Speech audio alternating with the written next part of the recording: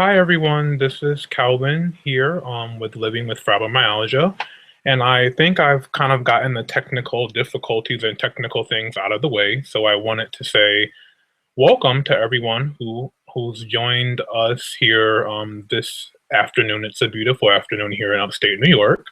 Um, Bear with me as this is my first time ever running a Google Hangout um, webinar, so it took me about 11 minutes to kind of figure this out, and I apologize for that. I know for those of you who are here and are watching live, I really appreciate it, and thank you for bearing with me. So hopefully you are able to hear me and see me. I'll kind of remove the screen sharing option, and here I am. So again, welcome to the first ever Living with Fibromyalgia live webinar. And the topic that I'm going to be talking with you about today is how to stay positive despite the pain.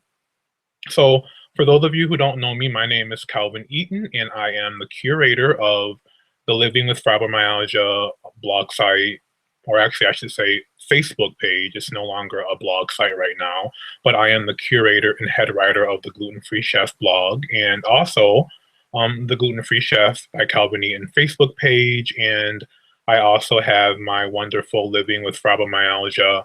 I guess I'll call it a brand. I don't necessarily like that the concept of it being a brand, since it's something that's so near and dear to me and such an integral part of my life. But Living with Fibromyalgia was a blog I started back in 2012 when I was very sick and dealing with one of the worst flares that I've ever encountered in my life. So I started the blog just as a way for me to document the symptoms that I was experiencing over that time. Of course, those of you who have been dealing with chronic pain and fibromyalgia for a while, you know that the diagnosing process often takes a long time, and it's very complicated and convoluted and complex. But just to make a long story short, in 2012, I had been kind of dealing with fibromyalgia at that point for about 3 years. I was formally diagnosed in 2010 after kind of almost a whole year of just experiencing a wide range of fatigue symptoms and this rogue pain that I had, and I really didn't know what it was all about. I initially was being treated for mono and a viral infection, and it just never went away. There was a period of time around that time that I was pretty much bedbound for the entire duration, for almost a month. I was living alone at the time, and it was really just scary. I Around that time, and I'll go back a little bit. In 2009, I was laid off from a place of an employer. I was laid off, and at that point, I was working on finishing up my master's degree, and so I really wasn't too concerned about finding another job very quickly. But of course, my 3-month egg nest that I had kind of built up, of course, dried up, and I didn't find a job in my profession at the time. And I really attributed my symptoms around that time that I was having, the depression, the fatigue. I attributed it to just kind of like a circumstantial, it was circumstantial. My depression was based on my circumstance of just being kind of down, not having a job. But quickly I learned that it was spiraling at a quicker pace than I really could keep up with. The symptoms of having fatigue, being extremely tired for no reason, being unable to get out of the bed for hours at a time, needing to sleep for several hours at a time, being just achy and pained, and having, to go from this like nerve type sensations to this deep throbbing aching pain just from kind of living a normal life. And I really hadn't before that time experienced those symptoms before. So this was in the fall of 2009. 2010 came. I still was looking for a job. Of course, the situation was, in my mind, becoming more dire. I had a mortgage payment at the time. I had a condo that I was paying for. and I was just really distraught at not finding a job. And of course, at the same time, I'm dealing with these symptoms that are coming out of nowhere. And I really just, I felt lost. I felt alone, not only just physically and literally, but just alone emotionally, because I just had all these things that were building up and I was really blaming myself. And of course, as the situation got more dire, more severe, I was going to the doctor. The doctor was treating me. It was, we're now into the winter of 2010. The doctor was treating me for, I should say, for a mono and for just a viral infection, and it just never went away. So pretty much the whole duration of 2010 was me vacillating, waxing and waning, the pain, the ebb and flow of fibromyalgia. Of course, I didn't know that it was that at that time. And so I was formally diagnosed with the illness in about October of 2010, about a year after the initial symptoms first started. And so, I really was finally relieved to have this diagnosis. Of course, I didn't know anything about fibromyalgia at the time, but I did know, at least I told myself at that time, that no matter what, I was going to beat this. When I kind of got that diagnosis and I started doing research, of course, in my mind at that time, I was pretty much under the impression that this was something that I was going to fight, that I was going to overcome, that I was going to beat. And I really just made it my mission to do so. So fast forward to 2012, I had at this point been living with fibromyalgia for about 2 years. I was living in Nashville, Tennessee. I don't really want to get into the whole story about how I got from upstate New York to Tennessee, but I was living in Nashville, Tennessee at the time. I was a teacher, kind of switched careers, and I had a devastating accident during the start of the school year in 2012. So this is like late July, early August of 2012. I sustained an accident around the first or second week of school, where I ended up falling with a student who had a traumatic brain injury. And that really sent me into this spiral of a flare that ended up lasting for about 9 months. And during this time is when I started the blog, Living with Fibromyalgia. And again, it was really just a way for me to document my symptoms. One of the doctors that I saw at that time really told me, he said, start keeping a diary of all of your symptoms. And so I started the blog just because I felt like, because I felt alone and just, feelings of just loneliness. I wanted to share the experience with the world and really just as an outlet for me. So it was like a personal public diary, living with fibromyalgia. The Facebook page started, the blog started, and since then I've published 3 books under the Living with Fibromyalgia kind of moniker, and that kind of brings us very quick, fast, and dirty to now, where I've been living with this illness for about 5 years now, and I really wanted to. I've met so many amazing people over Facebook and through my blog and through my work, people who are dealing with chronic illnesses, whether it be fibromyalgia or lupus or, just the host of illnesses that are out there, rogue pain, undiagnosed chronic illnesses. But what I really wanted to do was just really share my outlet that I have now. Of course, the journey of fibromyalgia is one that's never ending, as you know, if you have it or deal with chronic pain in whatever capacity that is. But really, what my adages now are really to be positive and to live as full of a life as I possibly can, dealing with these chronic illnesses. And I really just wanted to share some of the topics and just advice that I have. People ask me how I keep so positive. I wasn't always very positive. When I had my blog, it was very dark. The writing that I have, if you could kind of look at it from that early time until now, it's drastically changed just because of the various emotions that you have when you have fibromyalgia. And if you're just joining the podcast, we're really just about to start to get into the meat and potatoes of this webinar, how to stay positive and really sane with chronic pain. So what I'm going to do now is pull up a screen share. I do have a PowerPoint presentation, or not really a PowerPoint, but just like a visual that will kind of really be the anchor of the discussion that I have with you this afternoon. And so I'm going to pull that up now. It's a screen share just so that you can kind of see and hear me. I hope that you're able to hear me as I speak and show you what I have kind of here presented for you. But how to stay positive despite the pain. This is the first webinar of this series, and I hope that you're able to find really some benefit from it. So let's just kind of go through this presentation that I have, how to stay sane with chronic pain. And so I'm just going to go through here. I hope you can still hear me as I talk. We've kind of gone through the introduction.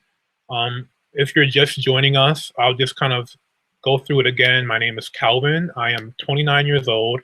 I am here in upstate New York, and I am an educator, writer, blogger, and a creative. And one thing, just kind of like a random fact about myself, is that I love to read. Of course, I'm a writer and a reader. I'm an avid reader, and I'm actually reading this awesome book right now that I was reading just before I kind of logged on with you all this afternoon. But more into that later. If you didn't hear my whole beginning introductory rambling speech, and I'll try to slow down as I'm scrolling through this PowerPoint here, this presentation. My fibro story, I was diagnosed in October of 2010. My symptoms began in September of 2009, and I was about 24 years old. So this is about 5 years ago, 5 years that I've been dealing with this. And like I mentioned in my kind of rambling introduction, I was originally treated for mono and then a viral infection in 2010. This was during the time that I was really trying to understand what was going on. At one point in 2010, I was bedbound for about a month straight. I was living alone, and I kept my symptoms hidden. And this is something that a lot of people share with me. Most of us, for some reason or another, feel guilty when we have a chronic illness. There are all of these complicated feelings of guilt, and you really take it personally that you're no longer the person that you once knew. And many of us don't like to share that we have a chronic illness, because many people don't know really what that means. Fibromyalgia has a lot of misconceptions about it. Many people don't know what it's about, what it is, what it's not. And so when I was dealing with like the early diagnosis of having this illness, a lot of people did not know, even though when I was at some of my worst moments back in 2010, I really just kept it close to the cuff or close to my heart. And like I mentioned before, I was formally diagnosed in 2010.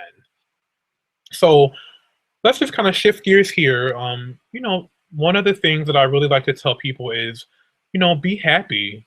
That's what it's really all about. Even when you think you don't have something to be happy about, there is always something to be happy and be grateful for. And when people say be happy, what really does that mean? What is positivity? What is happiness? And so that's what we're really going to talk about today. This concept of happiness, positivity, what does that mean? So here's a poem that I'll just read out for you and kind of let us meditate on this for a bit. This is a poem that I wrote. It's called Smile. And, maybe some of you can relate to the words in this poem, so I'll read it for you. Just put a smile on, they say, but a smile won't make the pain go away. A vapid remedy for the ache.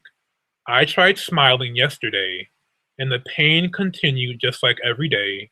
Streams flowed incessantly down my face. Red-stained tears, a woeful place. Trapped inside this body, no escape. So I won't smile, no, not today. Not worth the misery, can't bear the heartache. That vapid remedy only fuels my hate. For I tried smiling yesterday, might try again tomorrow, but not today.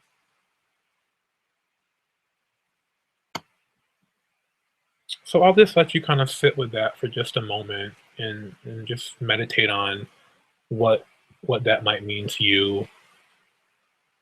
So many times I've heard people say, just smile, just smile. Why aren't you smiling?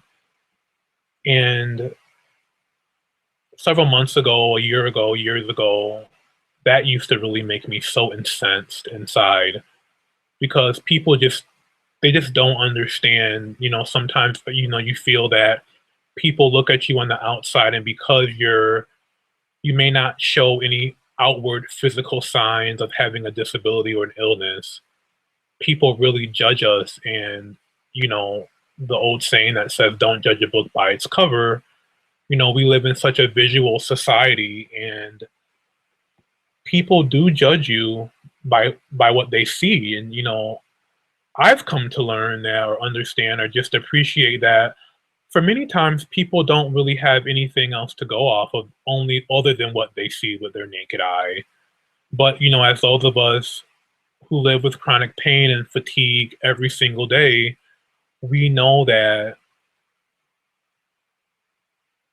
oftentimes what appears to the eye, everything that you see isn't what it seems. Everything isn't always as it seems. And so that poem, Be Happy, Smile, kind of leads us into the conversation. And I'm just going to kind of go out of screen share for just a second and show you my face again for those of you who are joining the podcast. What is positivity? What does that mean? What do I mean when I say positivity, or be positive, or be happy? What does this mean, Um yeah, what does being positive mean? I just want us to kind of think about that for just a second. What does it mean to you, be positive? If you can just kind of reflect on that word positive, positivity, what comes to your mind when I say that?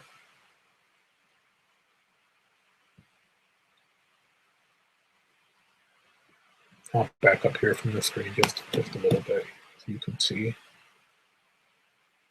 So be positive. What does positivity really mean? I'm going to pull up our screen again so that you can see what I see. So positivity is more than just a state of mind. It's more than just something you think about. For me, positivity is your being, it's your essence, it's who you are as a person. It's the knowledge that no matter how rough things get, or how much pain you feel, or how despondent your spirit gets, you will successfully live the best life you can live to the fullest extent possible. No illness, no person, nothing will stop you from living in a positive way. So I'll read that again, just so that it can you can ruminate on it. Positivity is your being, it's your essence, it's the knowledge that no matter how rough things get, or how much pain you feel, or how despondent your spirit gets, you will successfully live the best life you can live and to the fullest extent possible. No illness, no person, nothing will stop you from living in a positive way.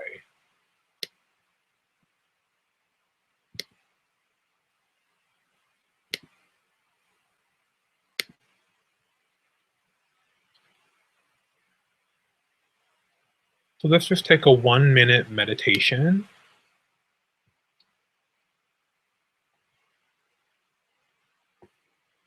Just a silent meditation, thinking about my statement and what that might mean to you. Maybe not thinking about if you disagree or agree with it, but just what those words mean to you personally. I actually do have a timer so that I stick to the 1-minute meditation. And if you have some questions about all of this pausing or stopping for reflection, these are just some of the mindful strategies that I've learned over the years. I will be very open and transparent and say that I have worked with a therapist on many occasions, and I find it very helpful.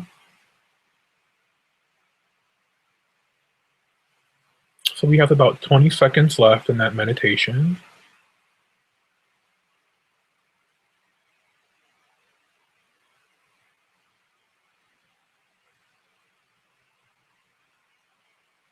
Ten seconds.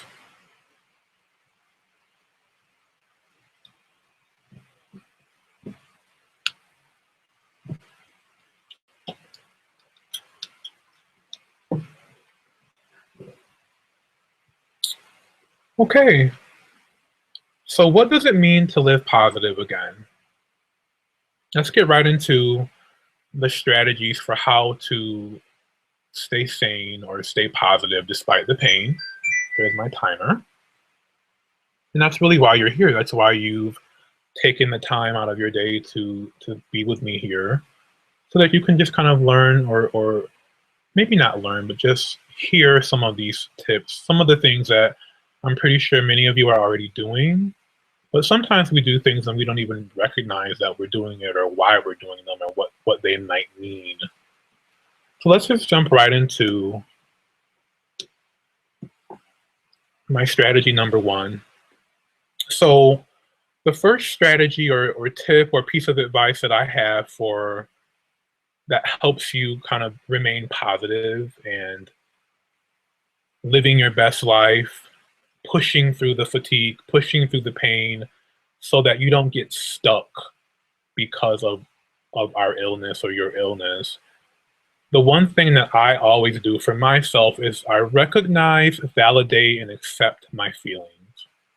So what I mean by this is that it's okay to have a wide range of emotions, you know, during the course of a day, during the course of a week, a month, a year. You know, some days you wake up and you're feeling pretty good. There's those the pain scales that I've shared on the Living with Fibro Facebook page. You may wake up on an 8. You may be feeling like, or maybe like an 8. An 8 is you're feeling like you can take on the world. The pain is always there under the surface, but you might wake up this day and you might really feel good. You take a shower, you have your breakfast, you go whatever your morning or daily routine is, and maybe before you even get out of the door that morning, you may have gone from feeling exuberant to feeling just sluggish, feeling just sad. Sometimes a wave of emotion comes over you and you can't quite figure out why, but it's just changed. It's okay to recognize each of these feelings and just pause and reflect in it. It's okay. It's okay to wake up and say, I don't feel good today. I feel like crap and I don't really want to be bothered and I want to stay in bed.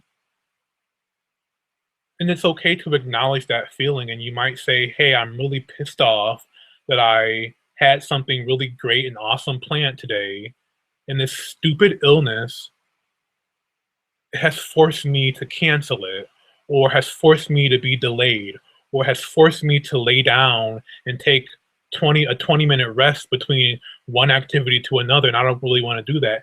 It's okay to have these emotions. And this is important for me because for a long time, I used to feel guilty because I felt angry, or I felt guilty because I felt depressed or sad or tired or whatever the emotion was.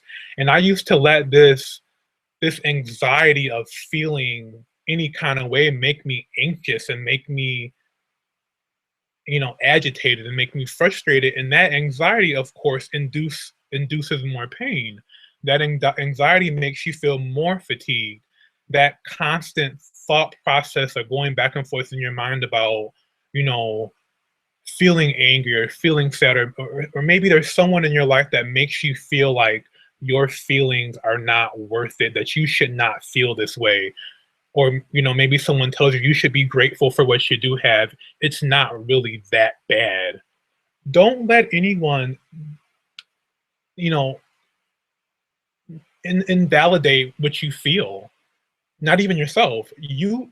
Really recognize your emotions, accept them. Ask yourself, why do I feel this way? Where is this emotion coming from? And then moving on with it, keeping that, write about it, write it down, or speak about it. Sometimes I say something into I pull out my iPhone and I put a voice memo just to get the emotion out. But what I don't do is I don't let this feeling keep me stuck. What will I do with this feeling? So this thought process, this when you ask yourself or think to yourself, why do you feel this way? Where is this emotion coming from? And what will I do with this emotion? Do I need to write it down? Do I need to find some kind of a way to release this feeling? The most important thing is to understand why you are experiencing that emotion. And if it's a negative emotion, it's okay to feel negative, but don't let it make you stuck. So even if you feel angry or depressed or like you really don't want to be bothered, push yourself if you have enough strength, if you have enough stamina, if it's really coming from just a emotional negative place and not a real place of you really need to stop and pause and rest your body, try to push through this emotion because perhaps something very soon will wipe that negative feeling away and you might feel a little better. Sometimes I wake up feeling like this is not going to be the day for me. I get up, I push through, and even though I might not feel a 100% better, I don't feel that bad. I don't feel as bad as I did, or I don't feel as bad as I thought I was going to feel for that day. So, say to yourself, or I feel angry, or I feel happy, or I feel sad, or I feel whatever, because, and then, say it's okay that I feel this way, but I'm going to proceed with my day or task anyway. Because I find that when I do that and when I push through those emotions or push through that negative feeling, I don't want that to stop me from living that day, and so again, if it's a situation or an emotion that's coming from a purely emotional place and it's not coming from a actual physical need or you need to rest or I need to stop, I need to rest my mind or my body, then maybe you can proceed on with your day, and then that way you haven't let this emotion get the best of you for that day, or you haven't let the illness completely debilitate you for that particular day. And if you do these small exercises with yourself mentally each and every day, you'll find that you're able to get through that day, and then the second day, and then by the time you know it, you've gotten through a whole week, and you didn't let the fibro or the chronic pain or the lupus or the rheumatoid arthritis or whatever it might be, the Parkinson's disease, you didn't let it impede on your life, because that sometimes it's going to happen. It has to happen because that's how we live with chronic pain. But living positive means that you don't let it make you stuck.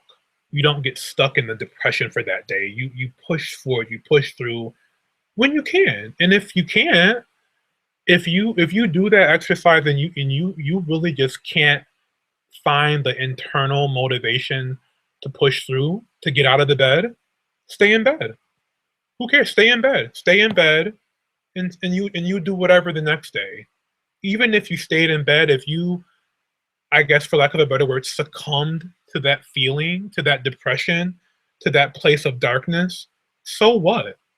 You know, do something later, or do something. There's always tomorrow, hopefully. So whatever you choose to do, don't let it. Don't beat yourself up about it if you don't do it perfectly today, because many days I don't do it perfectly. I have a laundry list of things on any given day that I want to get done, and I might only accomplish 10% or 5% or 1% of what I planned on doing for that day. And I say, you know what? That's just how today went. My body, my mind and my body were not connected today, and so I couldn't push through it, and so I didn't. And that's okay. I called into work. That's okay. So don't recognize your feelings, validate your feelings, and accept your feelings, and really just move on to the next day, because we have enough stuff to worry about, enough emotional baggage, physical baggage, mental baggage, that hanging on to feelings of guilt because we feel a certain kind of way on any given moment, for me, it's just too much to add to my list of things that I really need to be worrying about. And I can't let myself get stuck and weighed down by it. It's really worthless. It's useless for me. And so I have to really move on if I'm going to live at all many times. So let's move on. I'm going to show my face again quickly for those of you who might just be popping in to the webinar. I want to say podcast. I'm so used to being audio only. So we just covered tip number 1, where we recognize, validate, and accept our feelings. And you know, if you want to have a email PDF, I'm going to provide a PDF of this PowerPoint on the blog, the Gluten Free Chef blog, and on Facebook. If you want to keep this as a guide or a reference for whatever reason, or you just want to keep these tips handy, don't feel like you have to necessarily write everything that I'm saying to you down. So let's move on to strategy number 2. This is one that's very important. So we're going to move on to strategy number 2, and bear with me as I work through the functions of what I'm doing with you. Okay.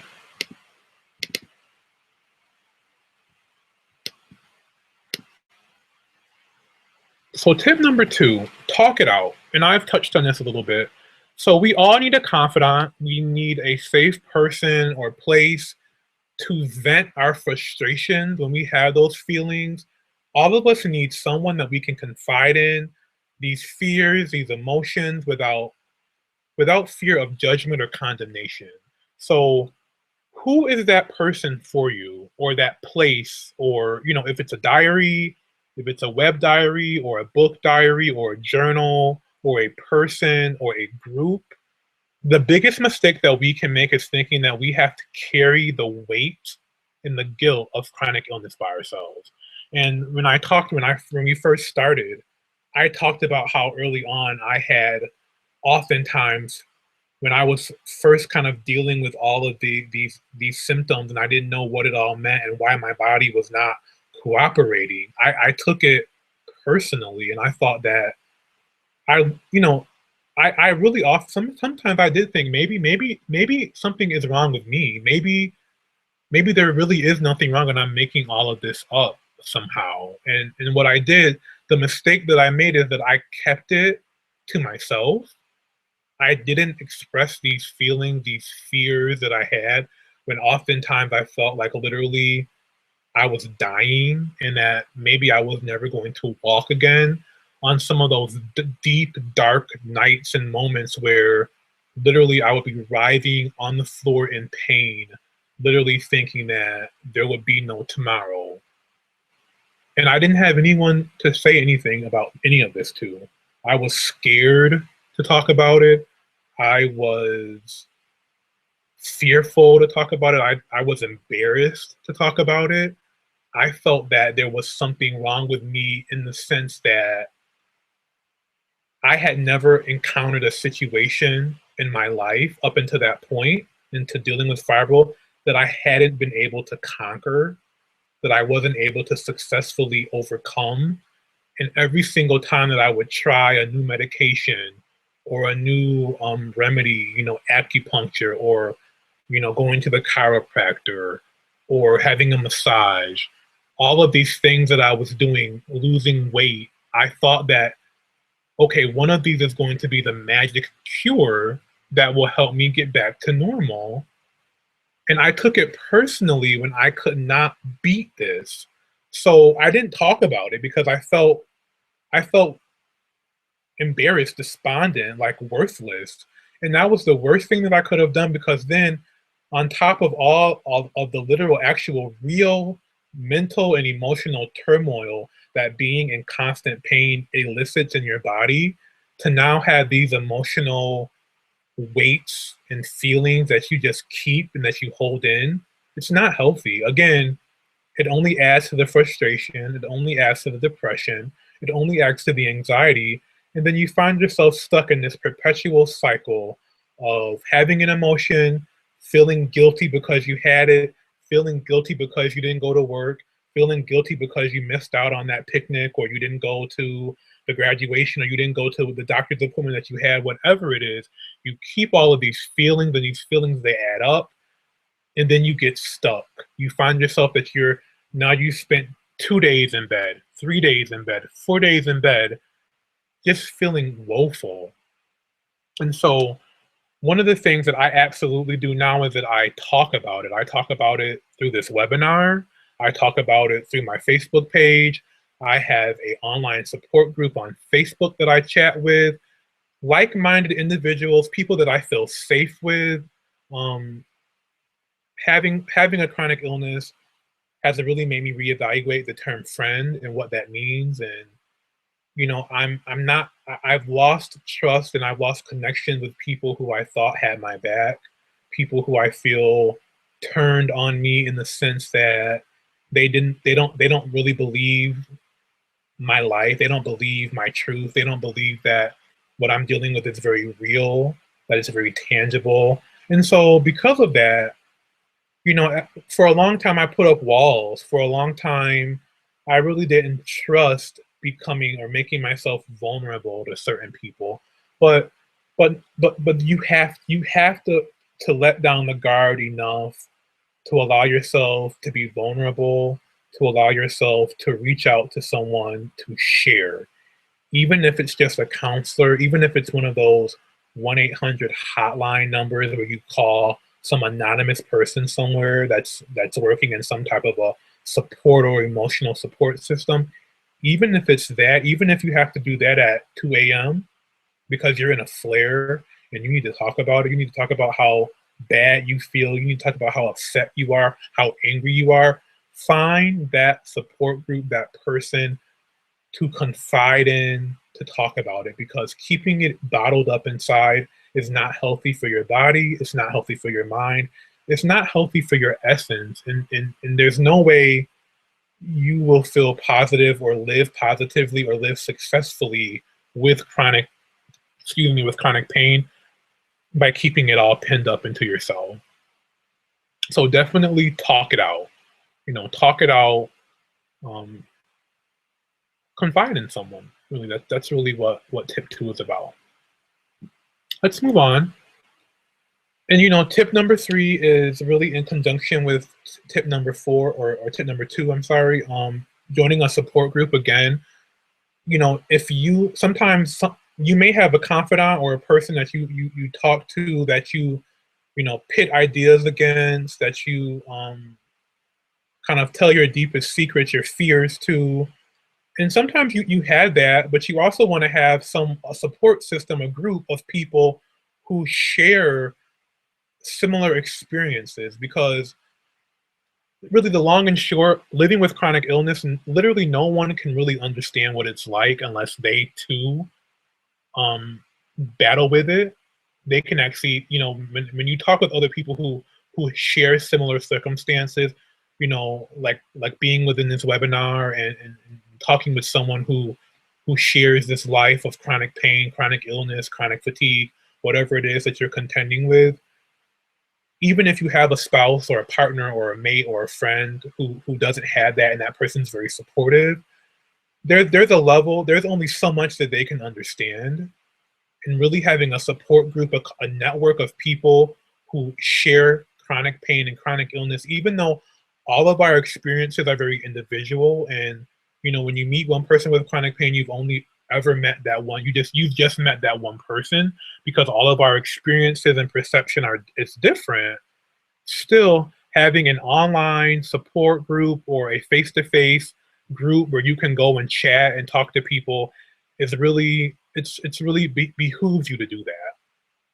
You'll see that the feelings and the pain that you are experiencing, when you hear someone hit on something that you literally were just thinking, or you talk to somebody who literally shares the same experience that you had last night or last week or last month, how validating does that feel? That even though we all know that these illnesses are not just some type of a imaginative something that's in our mind, hearing someone, seeing their experience, talking with them, it just makes it all the more validating and really helps me continue to push through because I feel that by me by me being positive and living in a positive space and deciding that I love life and that I want to live life despite having chronic pain and not letting me get stuck, that's inspiration for the next person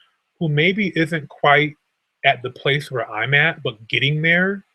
It really just helps me continue to move forward to push through. And so, you know, I say all that to say that just having that support system, talking with all of you, via YouTube comments and via Facebook, all of the comments and emails that you send to me, they help me. And I just really thank you, those of you who are watching now, who will perhaps watch later, who will perhaps share this webinar with someone else.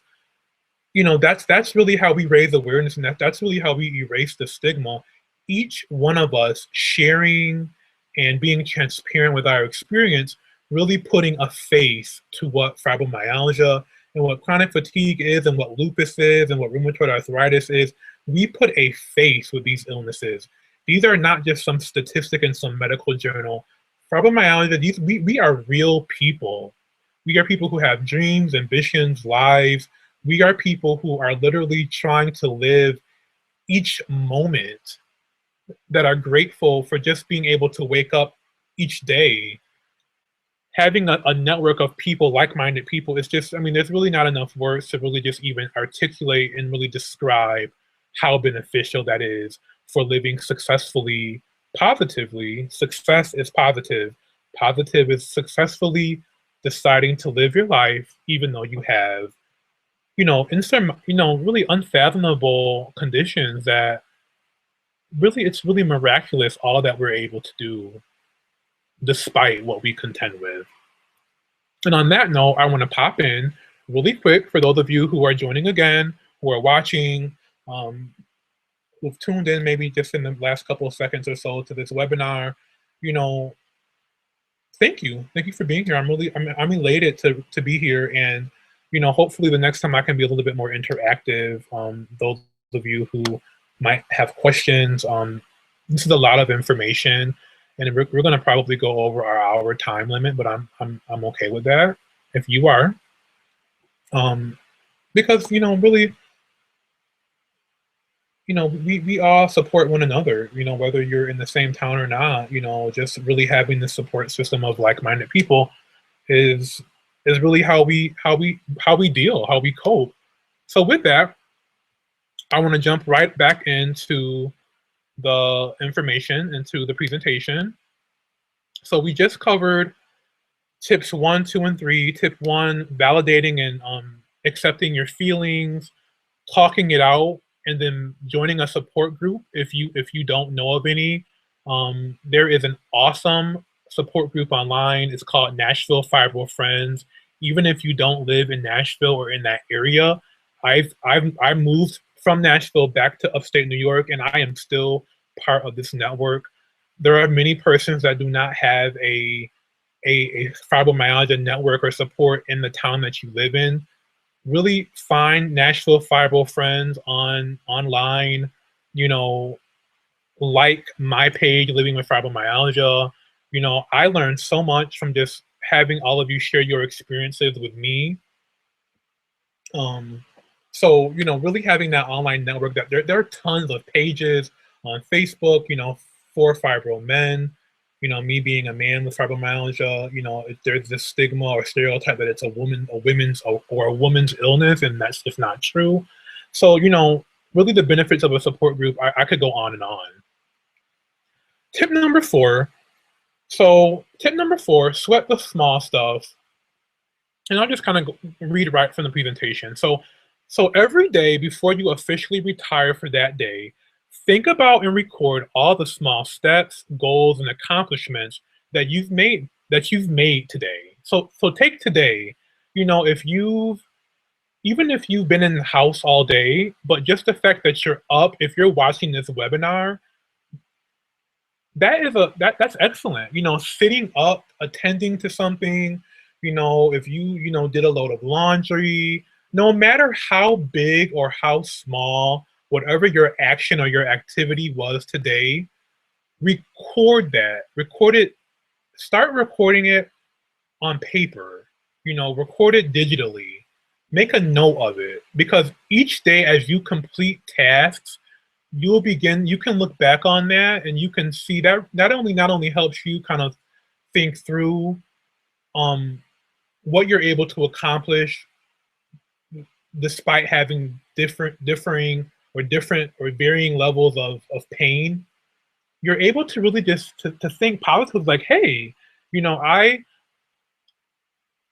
took a shower today. I mean, you know, for me, some days that's a huge accomplishment because there was a time when I was bedbound for a week and I couldn't. So don't count anything out. You know, every step that you take, every activity that you do, that you successfully complete, or partially complete, or 10% complete, or 2% complete, or 1% complete, record it. It is an accomplishment. It is something for you to celebrate. Nothing is too small of a task, of an activity, of an action, and you should sweat the small stuff. Give yourself a pat on the back, hug yourself, whatever you have to do.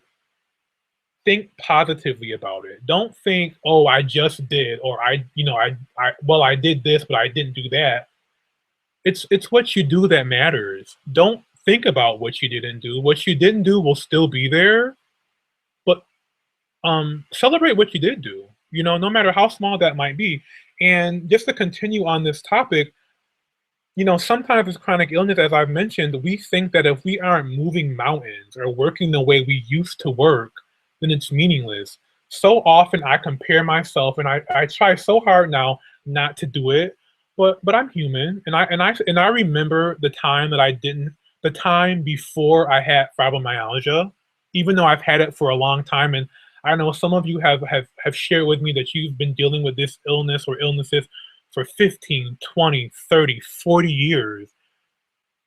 You may not even be able to vaguely even remember when you didn't have chronic fatigue to worry about, or when you didn't wake up with some degree of pain.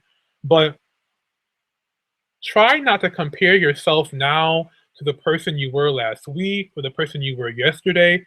Compare yourself to who you are now. Think about what you're doing right now in this moment in time. Every little bit counts, everything. If all you did was get up and go to the bathroom and take 3 steps, record those 3 steps, write down those 3 steps, celebrate those 3 steps. Those 3 steps matter. Those 3 steps are steps that you need to celebrate. And it's not me being patronizing, it's not me trying to be condescending. I literally live this. I maybe not every single day like I used to record what I do, but I make a mental note about what I do and I absolutely celebrate it because I know how far I've come when there were times when I was bedbound for nearly a month. And the fact that I can now go on a 3 mile walk, or even the days that I can only sustain a 5 minute walk, I celebrate that. On the days when I can sustain a 3 mile walk, I do it. On the days when I can get up and walk 10 steps in place, I celebrate it.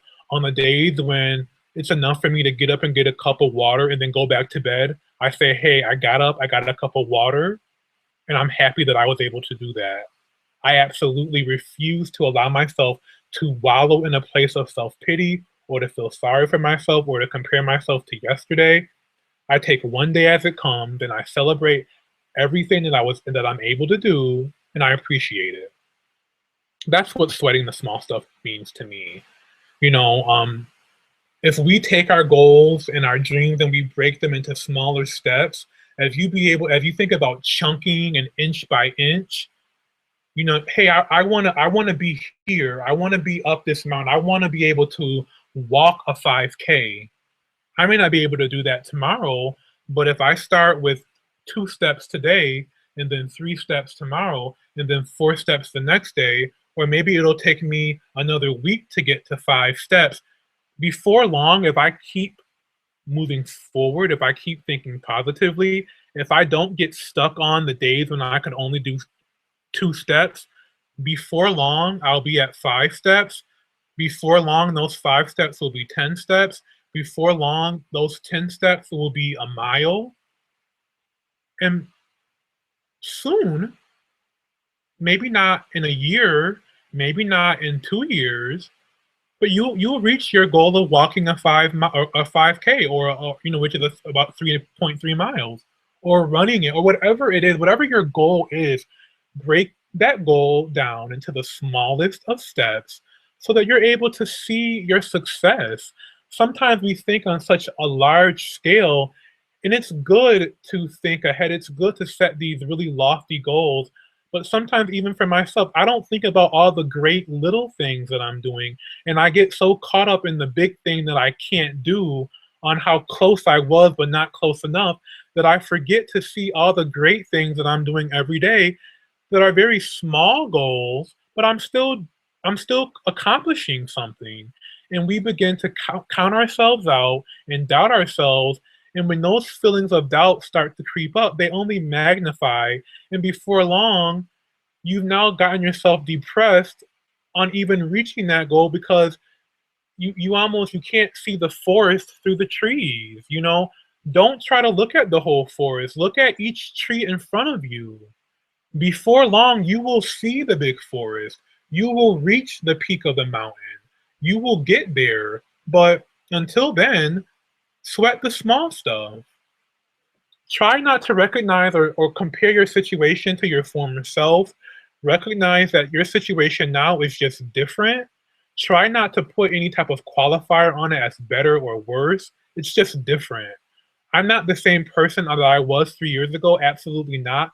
In some ways, in many ways, I'm better than I was 5 years ago. Even though I'm riddled with fibromyalgia and degenerative bone disease and celiac disease and chronic pain and chronic fatigue, even though I have all that stuff, in many ways, I am a stronger, I am a wiser, I'm a more patient, I am an all around better person than I was 5 years ago. And I think about all the things that I do now that are positive, all the ways that I live healthy each and every day, that is literally better than I was before I had a diagnosis of fibromyalgia. So try not to look at it as better or worse like I just did. Just look at it as different. Each day is different. You'll have to adjust. You'll have to modify. You'll have to amend. On any given day, at any given time, it's an ebb and a flow. And when you focus on the things you are able to control, focus on the small things that you do, focus on the small positive thing that you do every single day, and sweat the small stuff and not count it out. That's how we're able to move forward and to keep living. And when I say to keep living, I don't mean just existing. I mean actually having a quality of life that you can feel, that you can live. So sweat the small stuff. Tip number 5, and this, I tried to really organize this so that each of my thoughts flowed right into the next. So, many of these overlap and I've touched on them. But tip number 5 is do when you can, don't when you can't. Okay, so I'm going to just pop out of my screen share for just a moment. When you can, do. When you can't, don't. I can't stress that enough. And that's almost my little mantra. It may not make sense, but if you kind of say it slow to yourself, when I can, I do. When I can't, I don't. And I don't put any type of emotion with that. You understand what I'm saying? Let me pop back into the screen share so that you can um, see it written what I'm trying to say. Let me just get the screen share back. Bear with me just a second. Do when you can, when you can't, don't.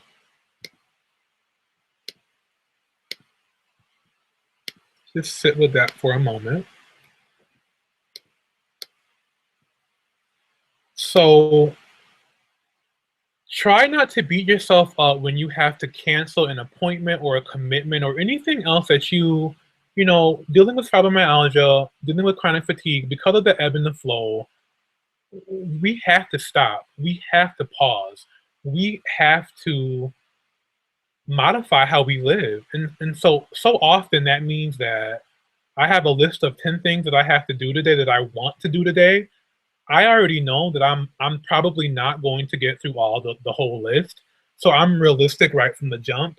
I might only be able to get through 2 or 3 things on any given day, and I might have to rearrange tomorrow's schedule, or I might have to rearrange all the things that I had to do that I wanted to do in the morning for later in the day, or for just a later time in general.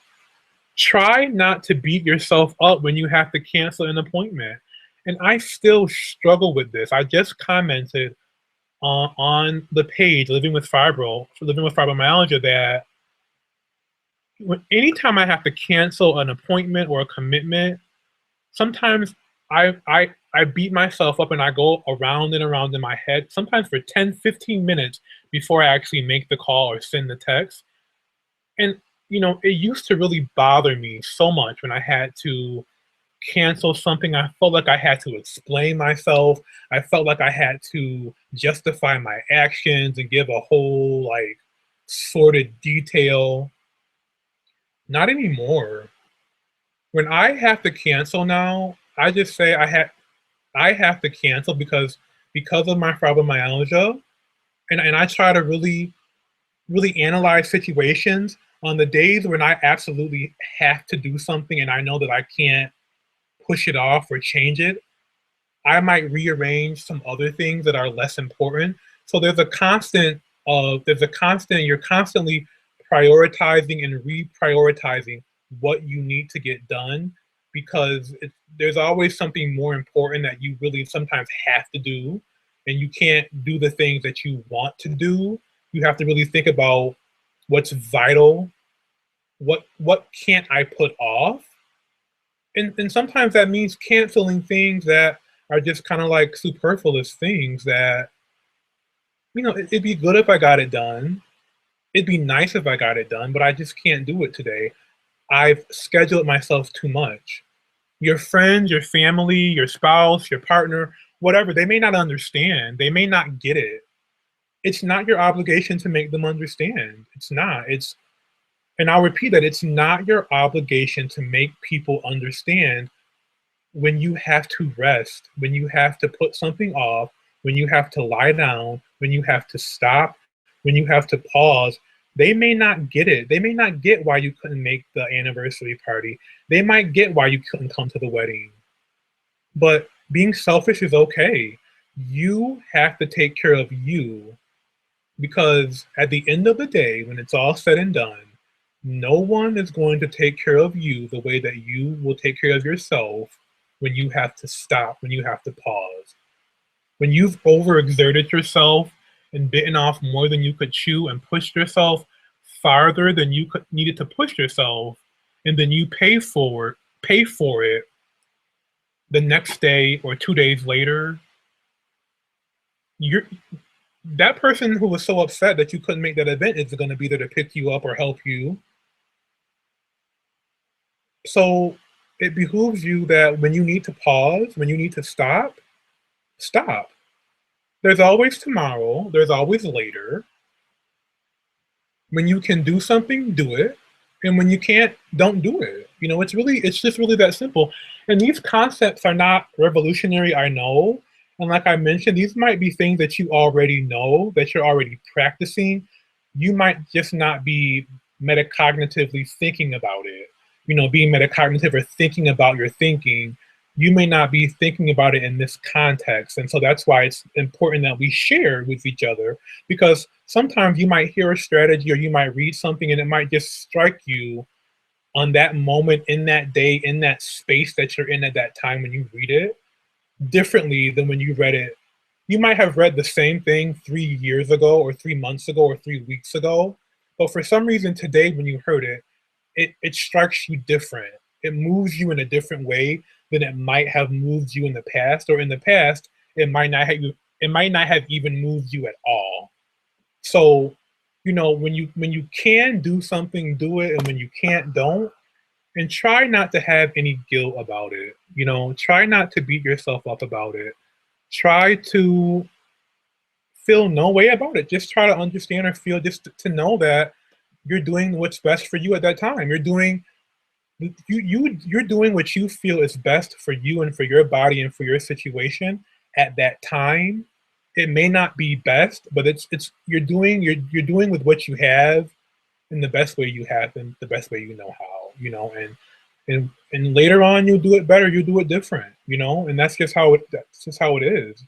So far we've covered 5 tips if you're just joining us, and we are coming to about around the conclusion of the webinar. I'm about almost an hour in. The official start time was 5 o'clock, but of course I did not start officially at 5. So I just want to move on to the last tip. And I really hope that this information has been useful for you. And I can't wait to see your comments and or emails and suggestions for how to improve. And I really hope that you were able or are able to glean something from this information that I'm sharing with you. So I'm going to screen share the final portion of the webinar, of the presentation. Moving right along to tip number 6. And this is something that I also feel very passionate about. I know you can tell when I get very passionate, I tend to talk fast and with a little bit more feeling. So the final tip, tip number 6, make a move every day. So no matter how much pain you're in, and some people may not agree with me, but these are strategies that I use and that I put forth and I put into practice every single day.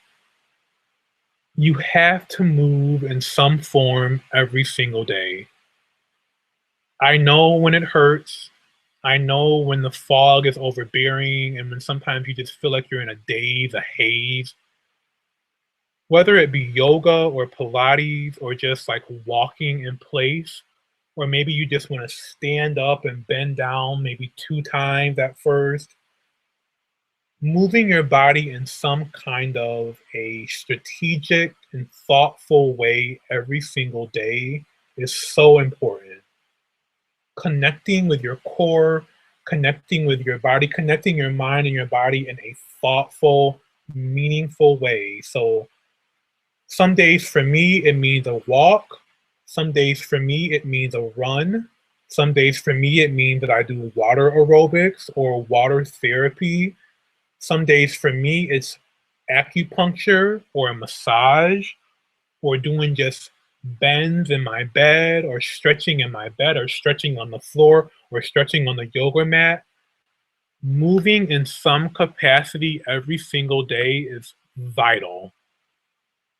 Even if it's just for 10 seconds, 20 seconds, 25 seconds, 30 seconds, a minute, 2 minutes, 5 minutes, I don't care how long it is, you have to move every day. You have to connect your mind with your body in a meaningful and thoughtful way. You don't necessarily have to raise your blood pressure in any way or your pulse, but just think, don't have an all or nothing attitude like I used to have. So I used to think that, okay, I can't run today, so I'm just going to lie in bed and be depressed because I can't run. I don't feel strong enough to run. I don't feel adequate enough to run. So now I walk, or now I stretch, or now I walk in place for a few times. Whatever you can do, you do it. Okay? Whatever you can do, you do it. And I'm just going to take a quick pause. I don't want my connection to go out. I'm going to plug in. I'm being so transparent here. I'm plugging in my charger really quickly because I don't want my laptop to go out on me while I wrap up our podcast or our webinar. So just as we touch base again, moving in some strategic, meaningful, thoughtful way every single day is vital. It doesn't matter what that looks like. There are, sparkpeople.com is an excellent site that I use. They have on their if you follow them on Facebook, they send like every single night, they have like they have a message that comes up. It's like a little picture. It says, hit like if you got 10 minutes in. So, they understand that those small, measurable, realistic goals, they mean something. And, when you first start out really moving in a mindful way, moving your body, connecting your mind with your body, with your core, that sometimes means, I wasn't always a runner. When I started losing weight, I could barely run for 1 minute or jog. Literally, I started out by walking every day. When I first started walking every single day, I could go for like maybe 10 minutes before I was out of breath and sweating and achy. That was almost 7 years ago. I've almost ran a half marathon. I came close to running a half marathon, or I should say, I was training for a half marathon. I had to stop that training, and I haven't reached that goal yet. But the thought is that I know that I will reach it one day, because every day that I move is a one day closer to reaching that huge goal that I have. And every day that I move is one day that I don't let fibromyalgia or chronic fatigue get the best of me. So move every day, even when you feel in pain. Being stagnant, being stiff does not help your body or your mind or you emotionally. So those are 6 tips, people. It's really up to us individually to reshape the life we want to live. None of us asked for these conditions. I know that it's not fair, but life is not fair. And if that's one thing that I have learned, life is not fair, but we can control what we think about, what we dwell on.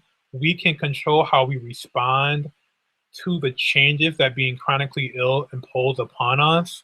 We can control our attitude to a degree. We can only ever do the best that we can with the cards that we are dealt. The cards are constantly in flux every single day. Some days you have a full deck of cards, and some days you only have 2 cards, and you're trying to figure out how you can split those 2 cards.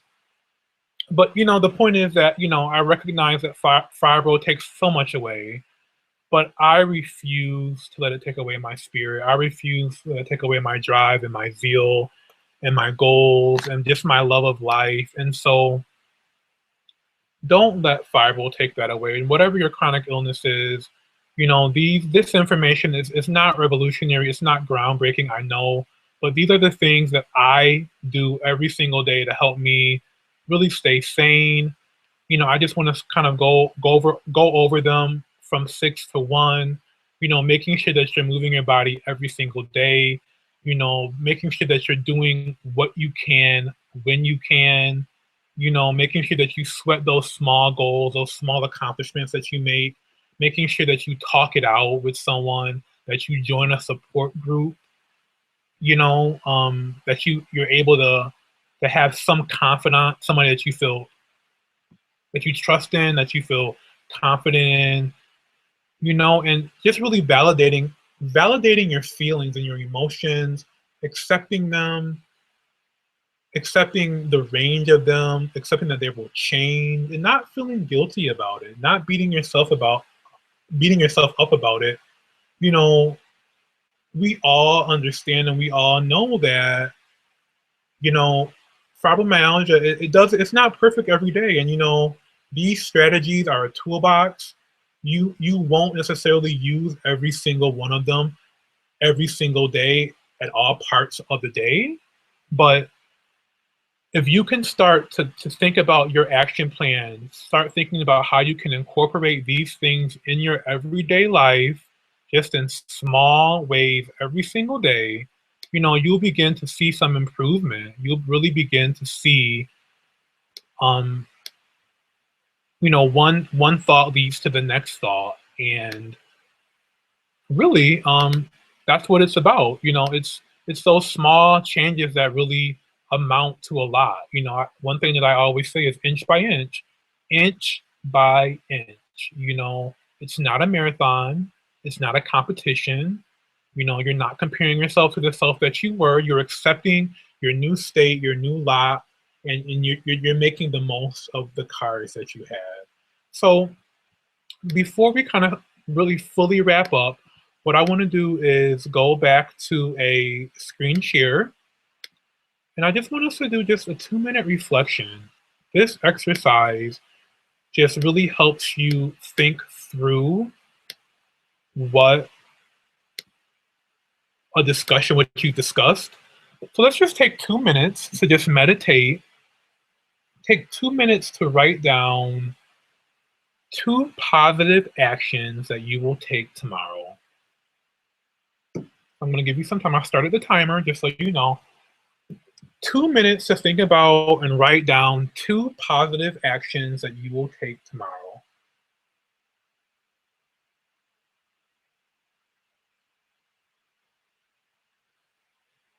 You know, whatever they may be, write it down, jot it down on a napkin, jot it down in a post-it, jot it down using your iPhone, on your laptop, whatever.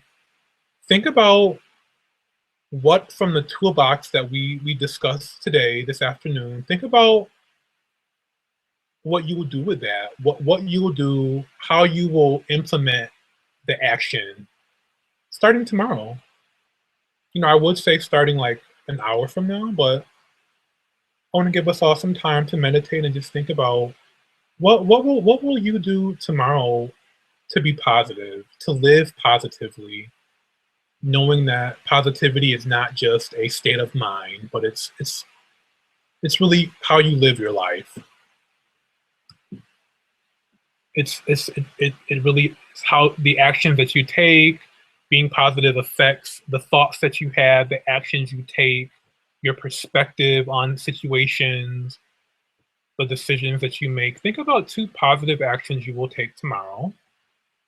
Record them, and if you will, share them with me on my Facebook page, Living with Fibromyalgia, or if you feel more comfortable sharing your action via email, do that.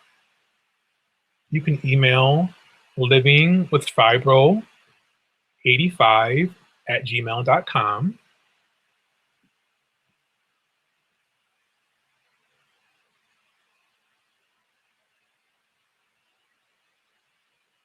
Feel free to send an email, living with fibro85. It's all one word, living with fibro85, the number 85 at gmail.com. And like I said, this is not the end. So my goal for this webinar is to make this a weekly series. I really want your help. I need your help. This is a conversation. This is not just a stagnant one-time thing. This is the beginning of a movement. This is a conversation that I want to keep going. So, you know, of course, like Living with Fibromyalgia on Facebook, you can find the page. You can follow me on Twitter at ceaton85 or at the Gluten Free Chef 5. So ceaton85 or Gluten Free Chef 5. You can find the Living with Fibro page on YouTube. And like I said, email me your reflection if you're willing to share your thoughts, your questions, your feedback, your constructive feedback, and any future topic ideas to livingwithfibro85@gmail.com. So the goal is that this will be weekly. The goal is that this particular podcast, or I keep saying, I'm so sorry, I keep saying podcast. This particular webinar will, what do I want to say? I want it to be weekly, but being completely honest and transparent, I don't know that I'll be able to necessarily create a completely new presentation every single week. So what I want to do is I want to obviously just kind of create like a mixed bag of toolkits of just, you know, with your support, with your help, with your suggestions, really tailor these discussions, these broadcasts, so that I'm helping, you know, helping you out, if you will. Not that I consider myself a savant, you know, but I really do think that the strategies that I've implemented in my own personal life, just to be able to be positive and to continue to just keep moving forward with fibro, are, you know, they've helped me, and I just want to be able to help other people have the same viewpoint. So August 7th will be the next broadcast. August 7th. Let me know if 5 p.m. works, if maybe 6 p.m. is better. Give me that feedback. But August 7th, I have next week is a very busy week for me. And so I'm not going to be able to commit to next Friday. So August 7th, I plan to be back. I would like to have a new topic to discuss, but just so that everyone who's watching understands that, you know, I'll revisit some of these themes and presentations and topics again. Of course, each time that I do it, it might be a little different, kind of what I say, how I say it, but some of the main theme might be the same. But until that time, reach out, continue to live your best life, and continue to try to be positive. And, like I always like to say, stay triumphant. This is the only life we have, and no matter what, you too can live it successfully and you can be positive despite your pain. So I am going to sign out. This is Calvin, and you've watched Living with Fibromyalgia, How to Stay Positive with Despite the Pain. Until August 7th, have a great night, and I look forward to keeping the conversation going. Goodbye.